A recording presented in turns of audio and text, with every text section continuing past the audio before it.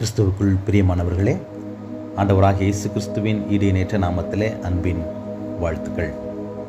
இந்த நாளிலும் கூட நாம் தியானிக்கும்படியாய் எடுத்துக்கொள்ளப்பட்ட வேத பகுதி பரிசுத்த யோவான் 14ஆம் அதிகாரம் 22ஆம் வசனம். கவனமுள்ள ததேயு எனப்பட்ட யூதா. ஆண்டவராக இயேசு கிறிஸ்துவின் ஊழிய காலங்களில் மிகவும் பிரபலம் இல்லாத சீடர்களில் ஒருவரான ததேயு என்னப்பட்ட யூதா லெபேயு என்னும் இன்னொரு பெயருக்கும் சொந்தமானவர். 3 பெயர்களை உடையதால் இவருக்கு ட்ரையோனியஸ் என்றும் கூட பெயர். நற்செய்தி நூல்களில் 1 அல்லது 2 முறை மட்டுமே குறிப்பிடப்பட்ட இந்த பரிசுத்த ததேயு ஆண்டவர் இயேசு கிறிஸ்துவின் போதனைகளை ஆழ்ந்து நன்கு கணிக்கும் பண்பை கொண்டிருந்தவராக கருதப்பட்டார்.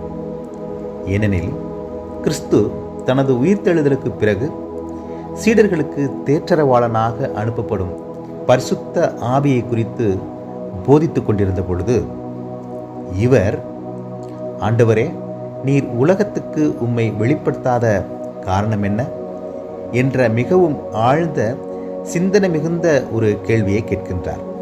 அதற்கான பதிலை கிறிஸ்து தெளிவாக பரிசுத்த யோவான் 14ஆம் அதிகாரம் 22 முதல் 31 வசனங்களில் விளக்கியதை இவர் மிகவும் கவனமாக கேட்டு பரிசுத்த ததேயு அதனையே மைய கருத்தாக வைத்து விசுவாசத்திற்காக போராடுவது, கள்ளப்போதகர்களை குறித்த எச்சரிக்கை, பரிசுத்த ஆவியானவரை பெற்றுக்கொள்வதன் மூலம் உண்மையான விசுவாசியாதல் போன்ற காரியங்களை ரத்தின சுருக்கமாக ஒரே அதிகாரத்தில் 25 வசனங்களில் தனது நிருபமான யூதா புத்தகத்தில் எழுதியிருக்கிறார்.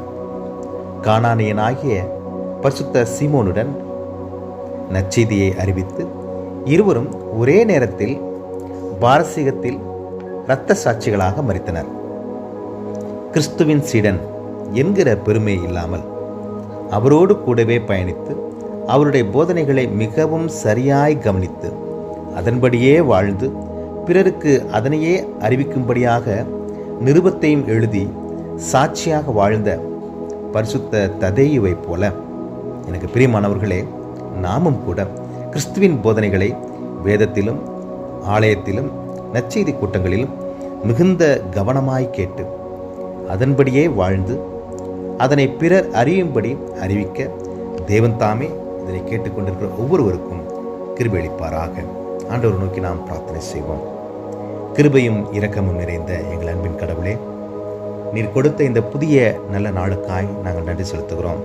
இந்த நாளிலும் கூட நாங்கள் தியானித்த உமது அன்பு சீடன் ஆண்டவரே பரிசுத்த ததேயு அவர்களைப் போல நாங்களும் கூட ஒவ்வொரு காரியங்களையும் ஆண்டவரே மிகுந்த கவனத்தோடு ஜெபத்தோடு ஞானமாய் அறிந்து கொண்டு அதன்படியே ஆண்டவரே ஆவிக்குரிய காரியங்களிலும் குடும்ப காரியங்களிலும் சமுதாய காரியங்களிலும் பரிசுத்த வேதத்தின்படி ஆண்டவர் கற்றுக் கொடுத்த ஆலோசனைகளின்படி மிகுந்த கவனமாய் செயல்படுத்த தொடர்ந்து அதனை பிறருக்கு அறிவிக்க உமக்கு சாட்சியாய் ஜீவிக்க நீர் உதவி செய்யுமாறு இதை கேட்டுக்கொண்டிருக்கிற ஒவ்வொரு பிள்ளைகளுக்கும் இந்த தியானம் பரிசுத்த ததேயுவின் வாழ்வு, அவருடைய சிந்தனை, அவருடைய செயல்கள் உதவியாயிருக்குமாறு மீட்பெரும் இரட்சகரும் ஆகிய இறைமகன் இயேசு கிறிஸ்துவின் வழி ஜெபிக்கிறோம் எங்கள் ஜீவனுள்ள பிதாவே.